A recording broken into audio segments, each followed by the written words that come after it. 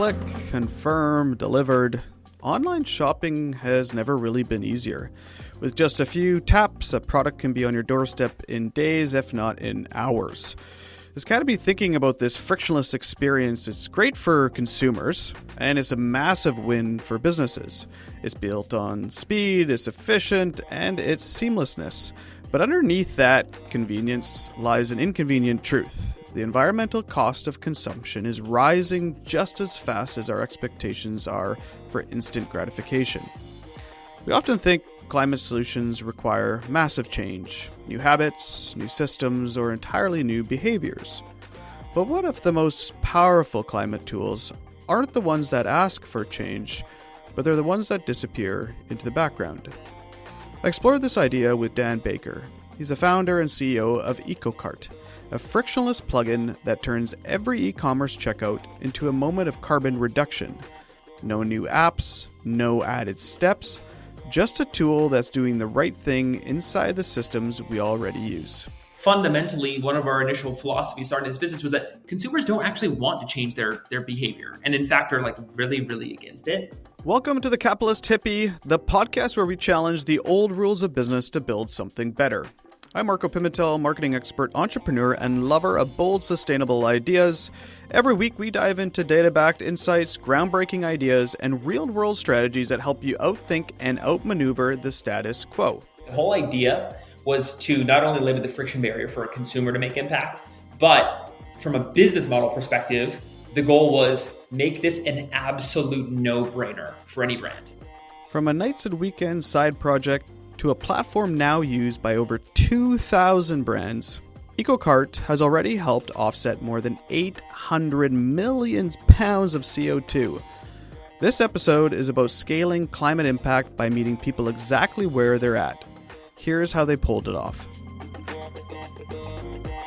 Dane, from I think it's sweeping floors to leading one of the fastest growing climate tech tools in e-commerce, you bring a really system level view of solving, I'd call it maybe a messy global challenge, which is how do we scale sustainability through infrastructure and maybe not just, the branding and the external side of it. And so what I'd love to do is we're gonna deep dive into what it really takes to build trust in the carbon offset space, how EcoCart evaluates your projects, what it means to measure what matters, and obviously this kind of noisy greenwashing world that we typically see. But really, we kind of just want to understand, how is this also an advantage for kind of planet and business? And what was that journey from sweeping floors to leading EcoCart like, from a kind of a 50-foot high level view? Yeah, man. Super excited to be here, Marco. Thanks, man. That headline of sweeping floors. Yeah. So, really where that come from is just I was being interviewed once and the question came up of okay, well, how do you, what is your role in all of this? And I basically said, man, I do it all. I go, whether it's sweeping the floors in the office or it's closing a deal that we need to, or, closing a funding round, I do it all. So that's really where that comes from.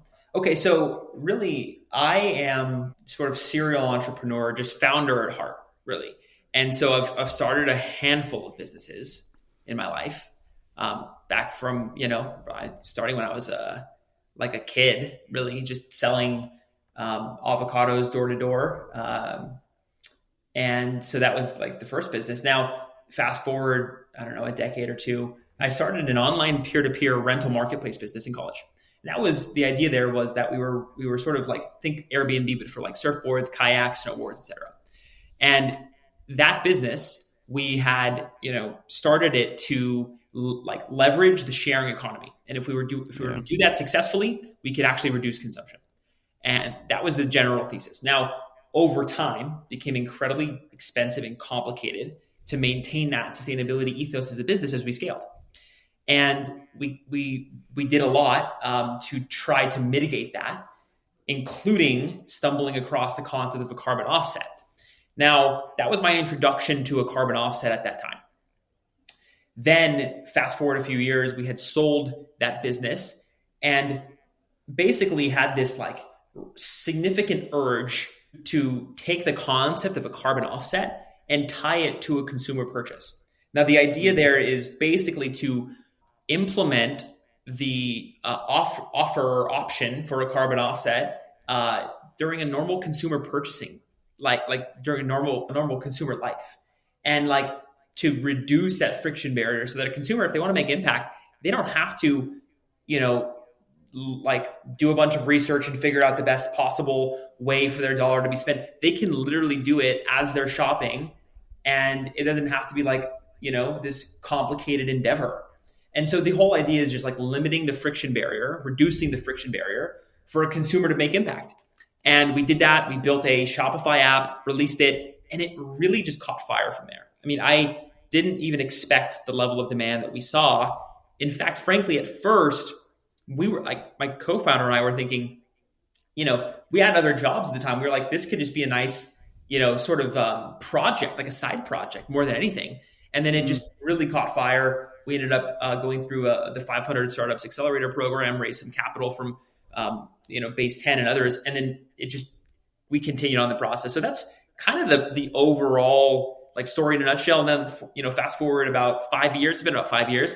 We've raised over $20 million in venture capital. We have a team of about 30-ish people at the time now.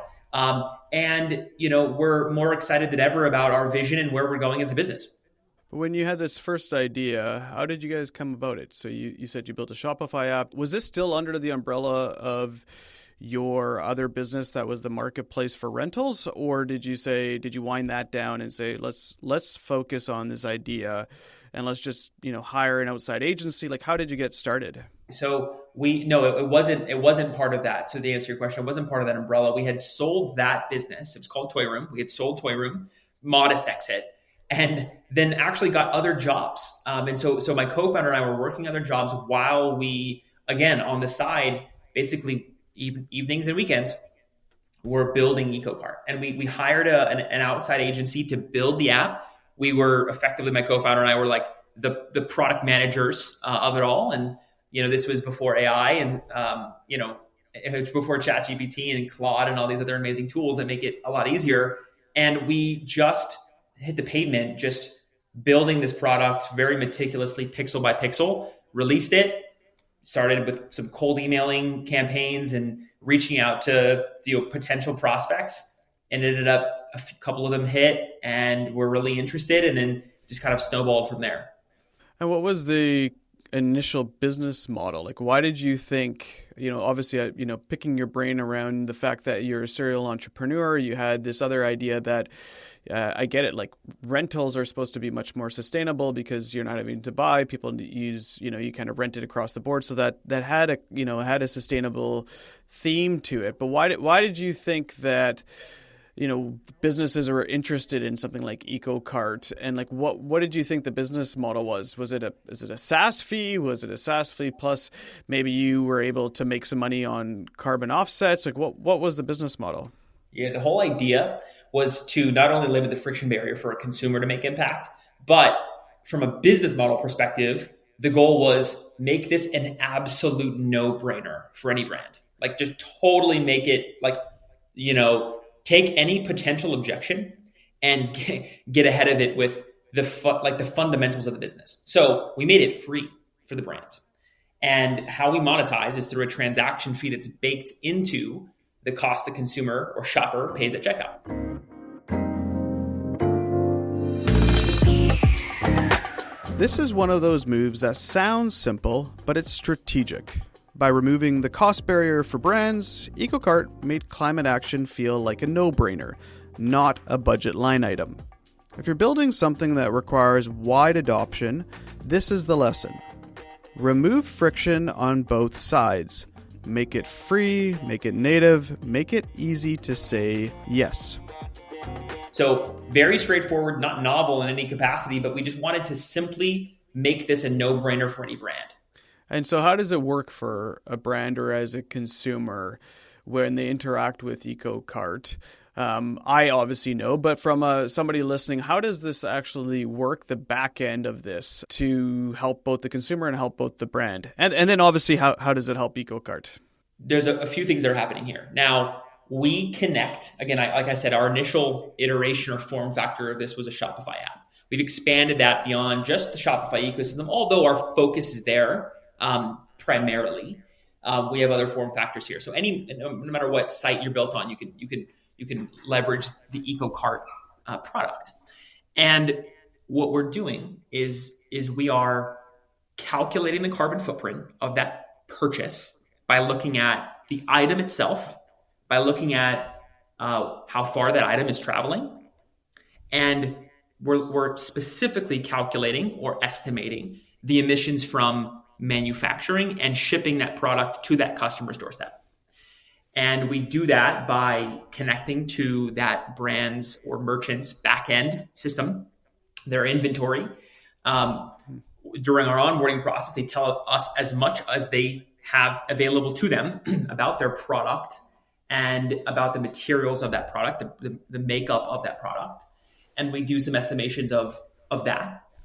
And then on the shipping side, we look at how far that package is traveling, how much it weighs, whatever information we can get around dimension, et cetera. We try to get as much information as possible to estimate the overall carbon footprint, translate that to a dollar amount, show it to the consumer at checkout. And they, again, just simply click a button as they're going through checkout, which, again, is limiting or reducing or eliminating, in many cases, that friction barrier for the consumer to make impact. So that's the question. So that answers the question around the consumer. Now, what's in it for the brand, right? Because I think that was another big part of your question. What's in it for the brand is very, very simple. It is building a deeper connection with your customer. It's all about brand loyalty. So consumers, shoppers, increasingly are shopping with their hearts and their minds in a way that has not happened over the last couple of decades. And so with that, they care about causes, and sustainability is an incredibly important cause to many, many consumers out there. And that number that percentage is increasing. So the entire point here is you are speaking to that cohort of shopper in a deeper way, allowing them to make impact throughout their shopping experience, showing them what your overall impact is as a brand, and ensuring that they know as a shopper, when they go to you as a brand, they're going to be able to make impact. And that impact is going to be meaningful. And it is an important part of that brand's ethos and fabric. So that's, in short, what's in it for the brand. And so we make it really simple for the consumer, make it free for the brand and incredibly accretive to the brand. And it's a win-win across the board. And for EcoCart, how do you integrate on the cart side of things? Do you take over the entire cart process for brands? Are you on the side and you sit there? So where do you sit, I guess, on the infrastructure stack for, a large brand that wants to integrate EcoCart? Yeah, it's a plugin. So we sit very nicely within your already existing checkout experience. So in most cases, it's a Shopify.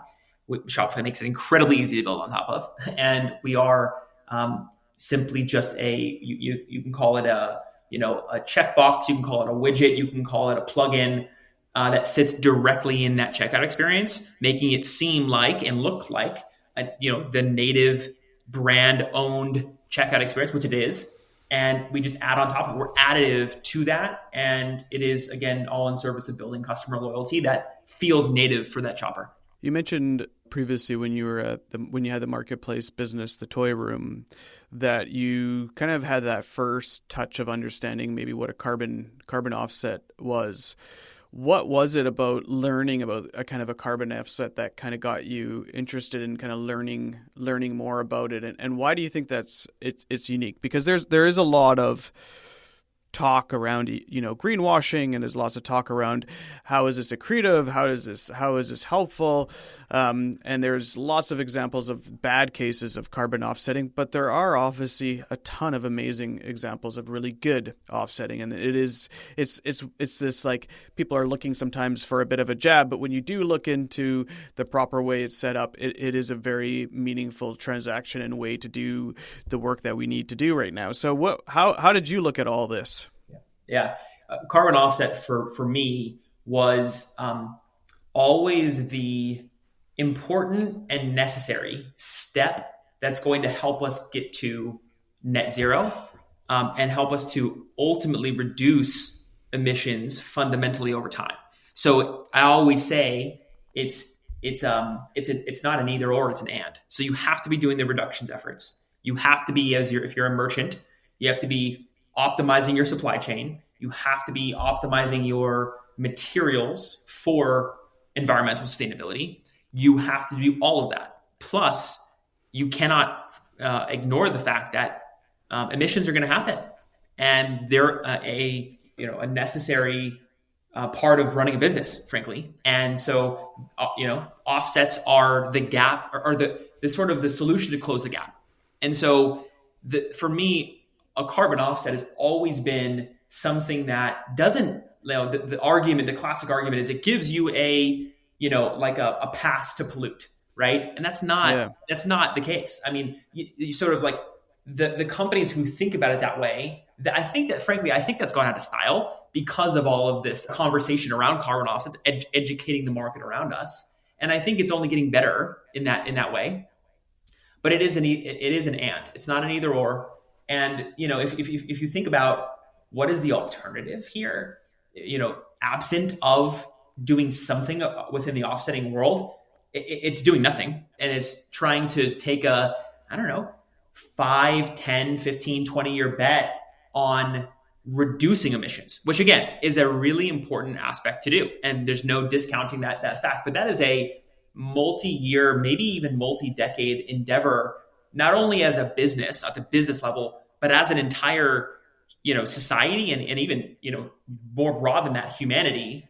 It is something that it should be happening, but we can't wait. I mean, every second counts here, and it's really important to pull all levers. Yeah, and I think there's a lot of sometimes weight on the examples and publicity on the examples that have been, negative, where it's like, a company that comes up with an innovation to reduce 10% of their emissions, and then they sell that 10% to, a fossil fuel company as an offset, being like, this big bad kind of example that is shown. But you're right. And I think that the UN ended up having to say this a couple of years ago, that we need offsetting as part of our solution, where before they didn't include it, but we need it. We need lots of options, and this is one of them. So how do you, from your side, when you think about this, how do you figure out who to vet? Do you work with an outside company, and what type of projects do you do on that side of it? Yeah, so we have become experts in vetting, sourcing, and onboarding carbon offsetting projects. And so we don't, a common question I get is, do you guys actually put on the projects? The answer is no.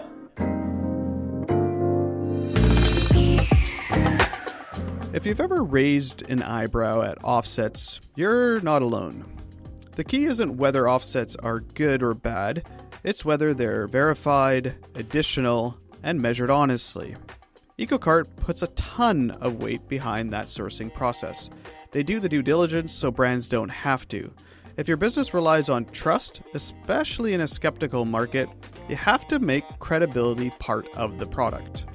Our highest and best use and our expertise is in onboarding and sourcing and vetting projects that we then offer to our community. And our brands, when we onboard them, right, they choose which project fits most closely with their ethos and brand and voice. And we put that choice in their hands. And they feel confident in our selection, because that has been where we put so much effort and focus into, instead of actually, sponsoring or putting on the projects themselves. Talking a little bit of just around kind of scale and the business side on the revenue, and just kind of the marketing of this, because I think there's a lot of questions and interest here. How much revenue has gone through this tool, if you can say, or how much do you guys transact through EcoCart?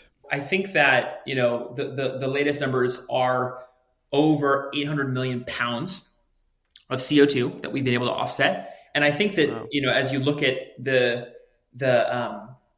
overall total, I mean, we're talking about millions and millions of dollars that have gone into offsetting credits through us, which makes me, as the operator of the business, the CEO of this business, the founder, feel like incredible about the impact we've been able to make. I mean, millions and millions of dollars that otherwise wouldn't have happened.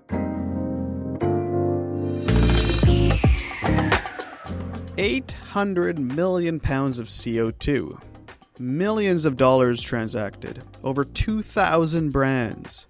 This just isn't impact, it's a viable business. EcoCart didn't scale by changing minds.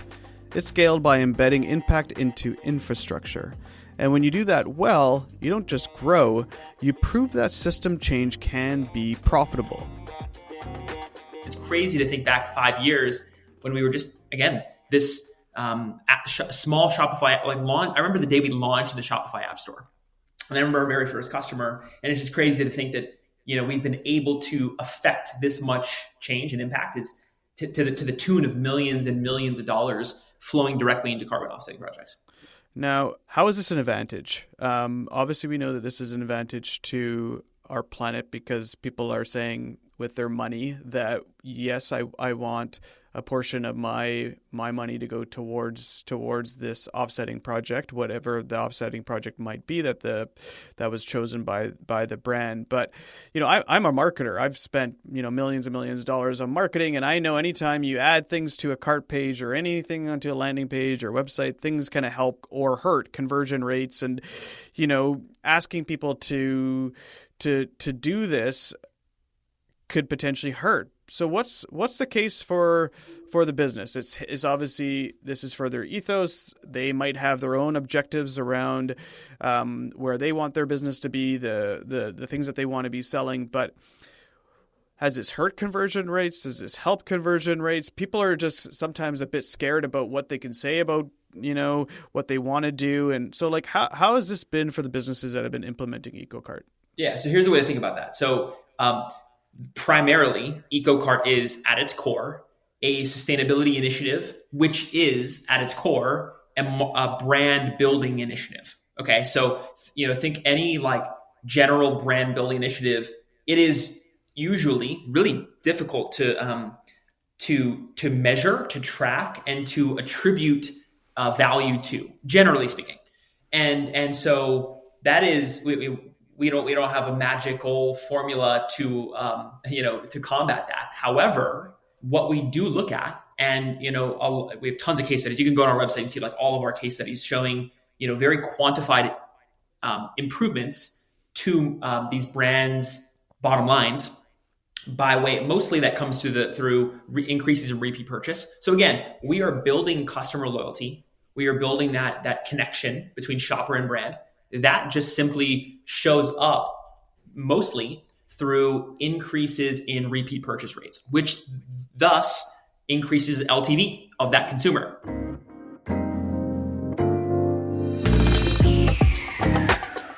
This is the shift we don't talk about enough in climate solutions.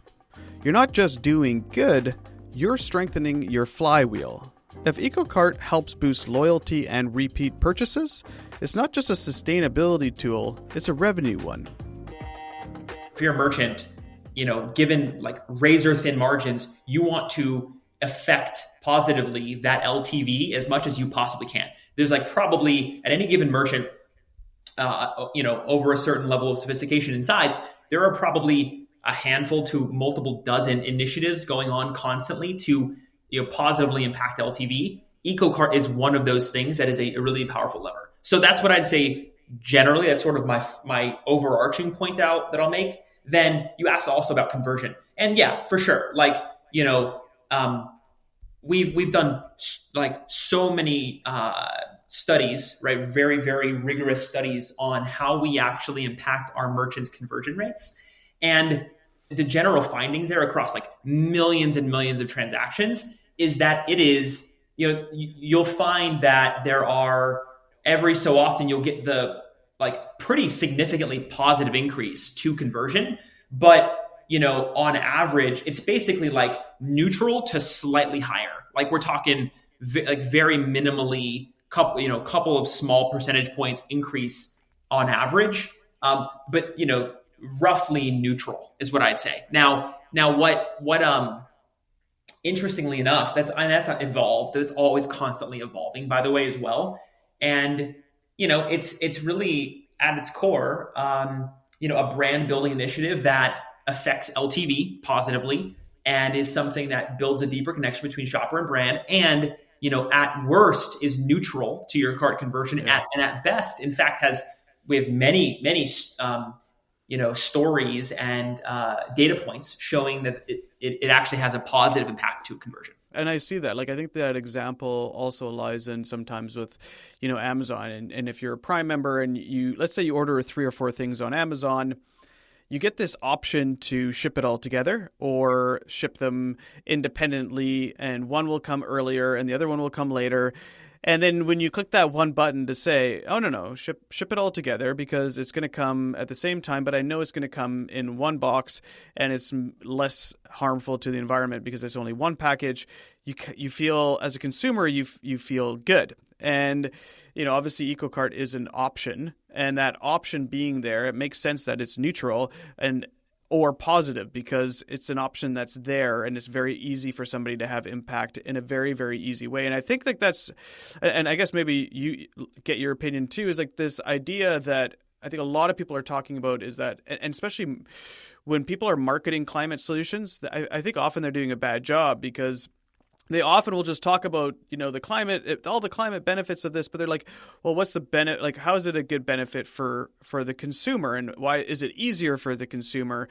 And in this case, it is. It's easy. Like, is that how you kind of look at that, the experience that you build into EcoCart?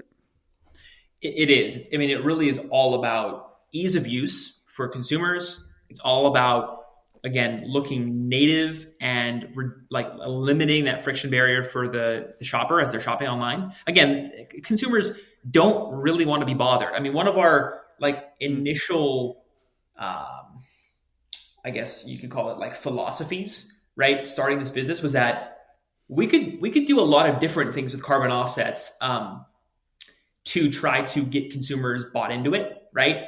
One of which could be making them fundamentally change their behavior by, let's call it, downloading a separate app and maybe tracking your carbon footprint as a consumer. And I don't know, there's many different options there. But fundamentally, one of our initial philosophies starting this business was that consumers don't actually want to change their behavior. And in fact, are really, really against it.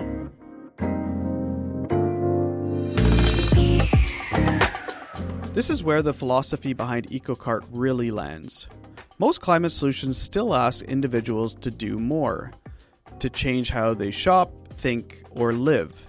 But system change is where the real leverage is. EcoCart doesn't ask for permission. It embeds impact into the flow of commerce.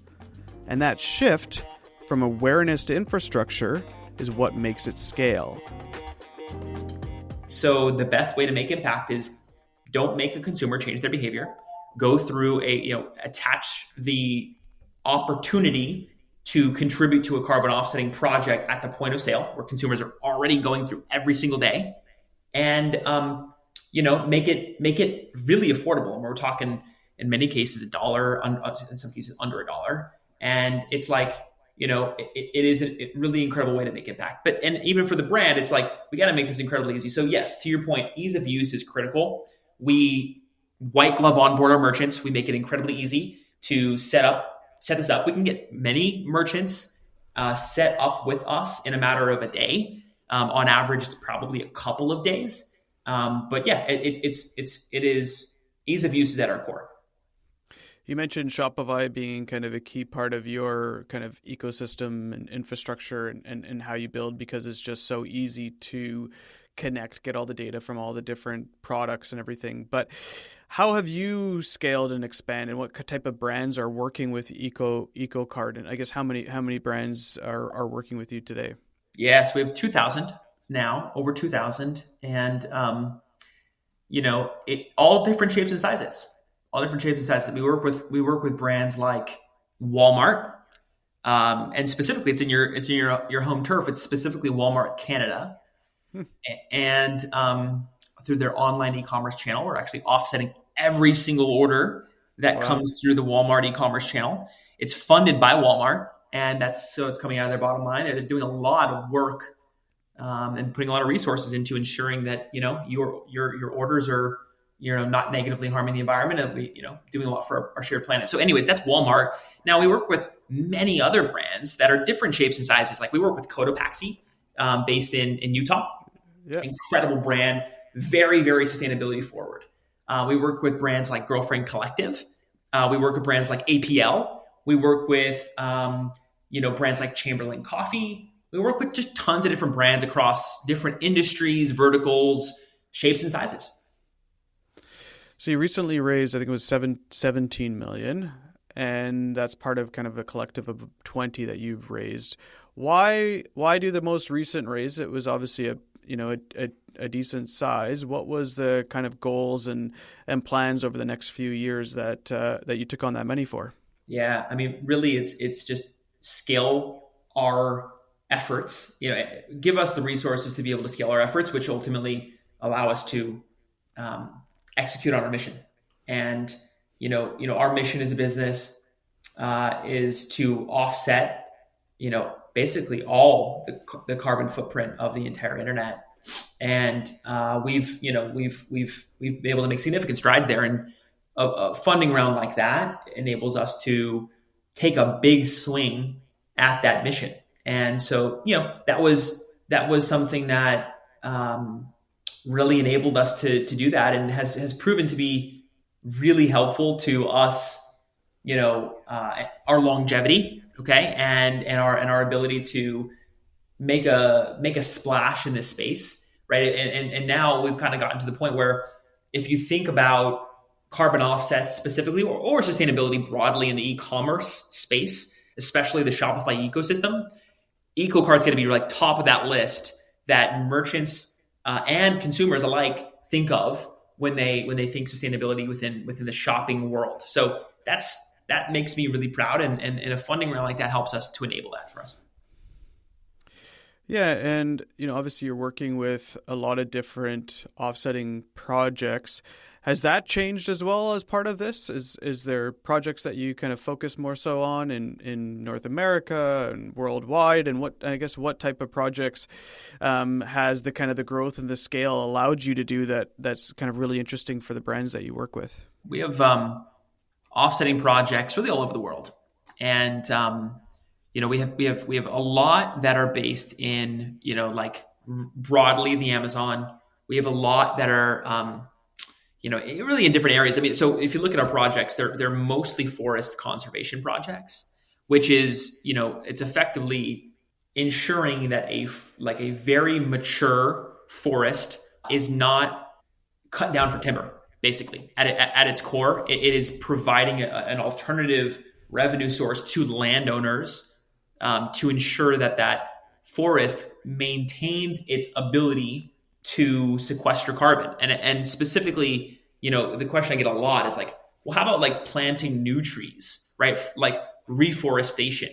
That is a very valiant effort. But the thing about that is there's so many different factors that go into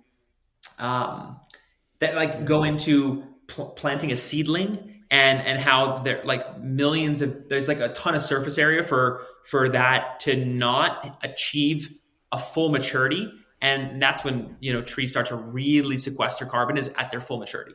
So most of what we do is forest conservation. It's all over the world. You'd see if you look at a map, you'd see some hot spots around like South America, for example. You'd see a lot in like the Amazon regions. You'd even see some in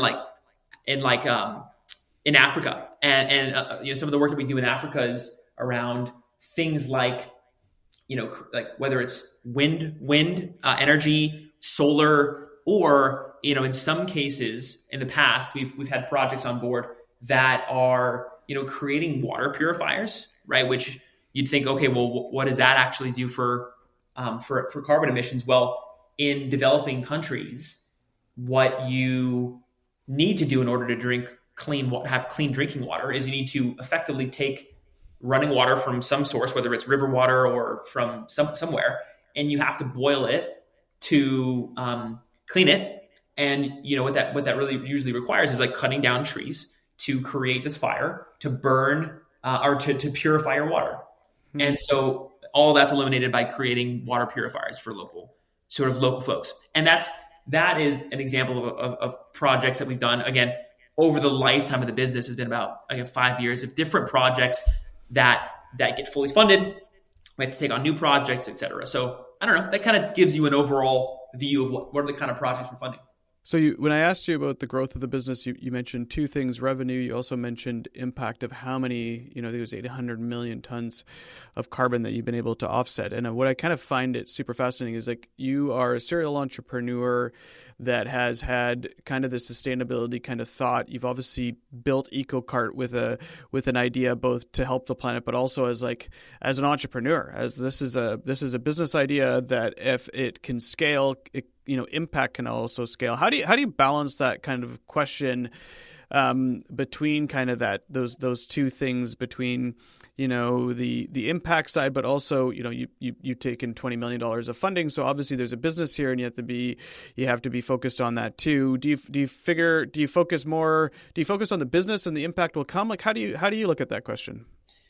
They're both feed each other. They both feed each other, and it's one of those things where like there's a constant. I think there's like a classic line from a famous coach. I don't know the exact coach's name, but it's that the score takes care of itself. And so if we're focusing on the right areas, which is specifically building incredible products for our product and products for our merchants and for their consumers and shoppers, then and we're distributing it in the right way through an incredible marketing engine, a sales team, and delivering incredible merchant experiences once they're on board with us, then the rest takes care of itself, meaning our growth will be there. If we do it in an efficient way with the right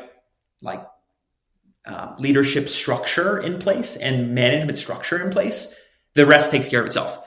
It is absolutely the case that we are in this business to by raising money or by taking other investors' money, you have an obligation to not only repay that money, but do so in a way that is 3, 4, 5, 10x what they invested. So that obligation and responsibility is certainly there, and it's very, very intensely felt among the operating team for sure. But that doesn't take away the fact that we have to focus first and foremost on building incredible product, distributing it well, and doing it efficiently. And that's all those things are what we do on a day in, day out basis, and then the score takes care of itself. Thanks so much for joining me. It was really fun to learn about EcoCart. You're implemented across 2,000 plus brands, and during the interview, you kind of said one thing that I love to pick on, just because kind of marketing and consumer behaviors. That I think you kind of commented on the fact that consumers just in general do not like change. They're kind of resistant to that. But on the other side, when we think about our climate, I feel like we have to make changes. So how does a brand, or how do you think about this when you build your product or working with brands, this kind of conundrum of the two sides? I think it's a very similar question to how do you get consumers to do anything? The corollary here is obvious, or the vehicle, that we have is a carbon offset, and making impact is the outcome of that.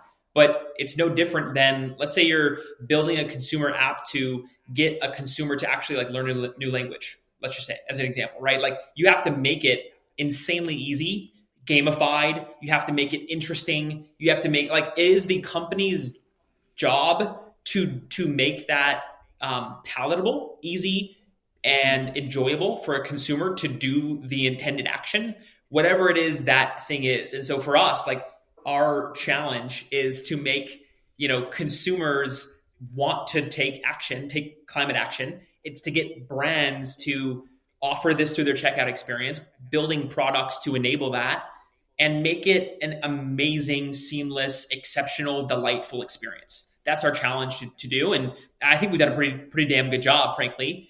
Other companies, whether you're trying to learn a language or whatever it may be, Duolingo is a great example.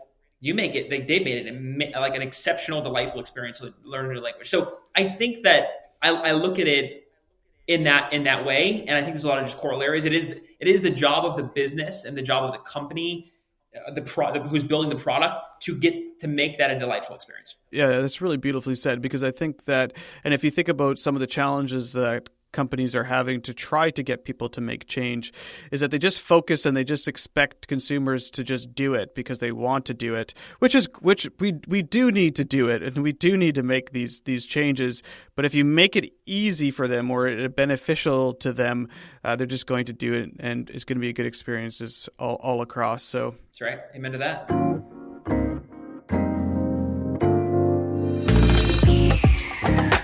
That one insight, that people resist change, turned into 800 million pounds of CO2 offset, 2,000 plus brand partnerships, and a business that's growing on its own momentum.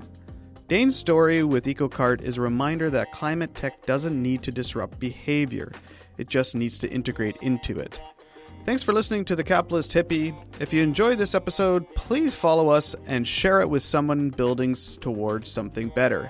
Until next week.